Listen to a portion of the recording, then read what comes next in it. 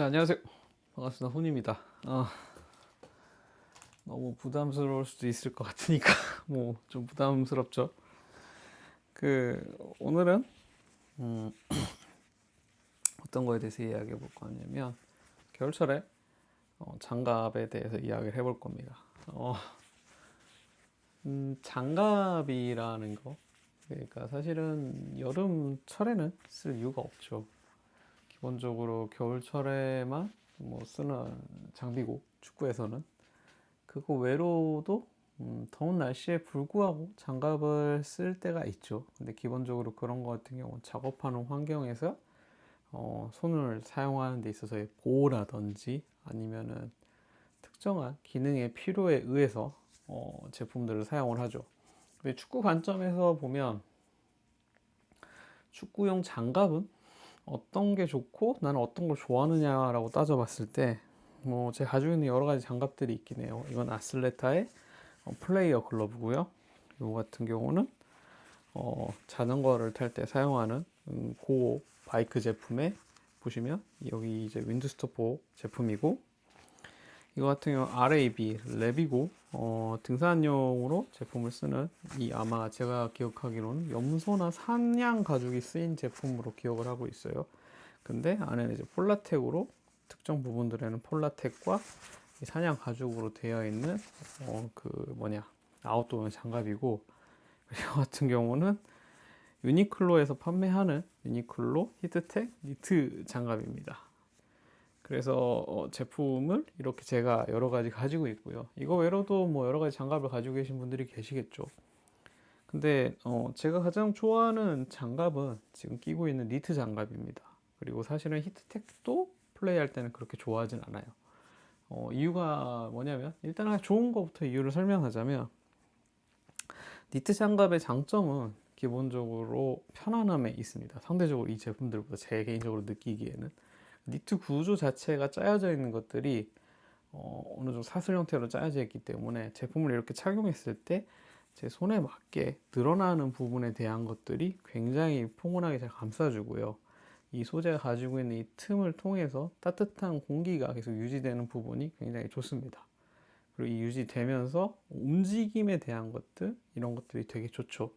근데 사실 유니클로 장갑을 축구할 때 뭐 연습이라면 상관이 없지만 게임을 할 때 쓰기 힘든 이유는 이 이제 바깥쪽에 공을 잡는 부분에 있어서 그러니까 그립이라고 이렇게 윙크 잡아야 되니까 그립이나 아니면 접지력, 마찰력을 향상시켜 줄 수 있는 것들이 없어요. 그래서 아슬레타 같은 경우는 그런 부분이 돼 있는데, 그런 단점을 빼놓고는 이 히트텍 니트 타입의 장갑을 좋아하는데, 히트텍은 또 개인적으로 느끼기 어떠냐면 따뜻하긴 한데 훨씬 더 답답하더라고요. 그래서 저 같은 경우 니트 타입으로 된 나이키 아디다스의 니트 타입 장갑을 가장 좋아합니다. 기본적이고 따뜻하고. 근데 이것도 약점이 있긴 해요. 기본적으로 소재가 가지고 있는 특징이 땀이 나거나 이러면 저는 손에 땀이 잘 나더라고요. 그것들이 맺혀가지고 어느 정도 쉬는 시간이 길어지거나 그러면 차가워져서 그런 부분이 좀 답답하게 느껴질 때가 있어요, 반대로.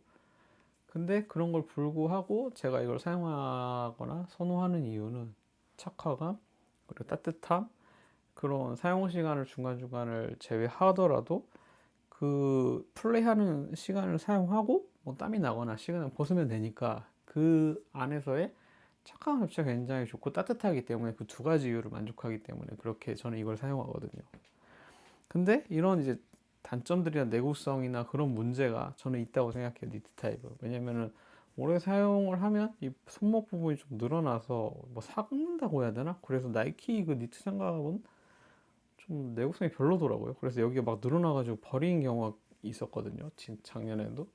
근데 이거 같은 경우는 짱짱하게 안에 뭐 고무로 아니면 니트 구조를 더 타이트하게 해서 그런지 모르겠는데 잘 이렇게 타이트한 느낌이 드는데, 한 내구성과 그 기본적인 기능 자체의 소재가 가지고 있는 그 기능 자체, 성질 자체가 땀을 이렇게 잘 배출하거나 말리는 거에는 약하다고 생각해요. 그래서 그런 부분이 약점이고, 그러니까 그런 부분을 보완하기 위해서 보시면 이렇게 아슬레타의 플레이어 글러브 같은 경우는 손목에 네오플랜 같은 소재를 써서 또 손목을 잘 잡아주고 감싸주고 이게 늘어나거나 변형이 없는 형태로 이렇게 잘 만들어져 있어요. 그리고 앞부분에 이 손가락 같은 경우는 스트레치성 소재하고 그 안에 얇은 플리스를 써서 기본적인 보온에 대한 거를 굉장히 강조했습니다. 그래서 땀 흘릴 때 써봤는데 기본적으로 플리스가 좀 얇기 때문에 땀을 배출해서 바깥으로 빼내거나 안에서 컨디션을 유지해 주는 것 자체도 굉장히 좋더라고요. 그리고 요새는 스마트폰을 사용하기 때문에 이 스마트폰 손가락에 터치되는 부분을 사용해봤는데 이거 되게 잘 돼요. 그리고 개인적으로 손바닥에 돼 있어서 이 그 뭐냐 러버 프린팅을 굉장히 잘했다고 생각이 드는 게 그러니까 이렇게 바르셀로나의 나이키 제 장갑도 가지고 있는데 아는 후배가 선물해줘서 가지고 있는 건데 이상하게 이게 그러니까 잘 쓰진 않게 되더라고요. 이런 지금 보시면 손바닥에 러버라는 이런 부분의 것들이 부분적으로 완벽하게 커버했을 때 공에 탁 달라붙는 느낌이 좀 적거든요. 왜냐면 손가락 부분에 하고 특징적인 이 부분에만 러버가 있어서. 근데 아슬레타 디자인을 좀 개인적으로 항상 보면 느끼는 걸 잘하는 것 같아요. 그래서 손바닥 전체에 이거 같은 경우에는 러버 타입의 그립을 줘서 지금 이렇게 만지더라도 미끌미끌한 부분이 없이 굉장히 잘 공이 잡히거든요. 마찰이 잘 생기거든요. 그래서 그런 부분이 공을 던지거나 이렇게 할 때, 공을 잡거나 할 때 되게 좋은 것 같아요. 그래서 전체적으로 이 제품 같은 경우 그런 게 이제 잘 돼 있는 거죠. 근데 이제 뭐 그건 거죠. 골키퍼 길러보,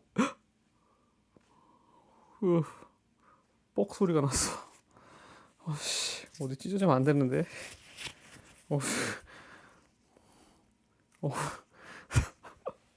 그러니까 골키퍼 장갑 같이 이제 특수하게 뭔가를 막거나 그렇게 돼야 되는 거면 이제 소재의 쓰임이 달라지죠. 근데 제가 기본적으로 느끼기에 겨울철에 플레이어 글러브 같은 경우는 손바닥에 러버라든지 그리고 기본적으로 땀과 배출의 능력과 보온 능력 이 정도 세 개만 갖추면 가장 좋지 않나라는 생각을 하고 크게는 사람들이 선택할 수 있는 부분은 이런 니트 타입이 아니면 플리스 타입 두 가지밖에 없다고 생각을 해요.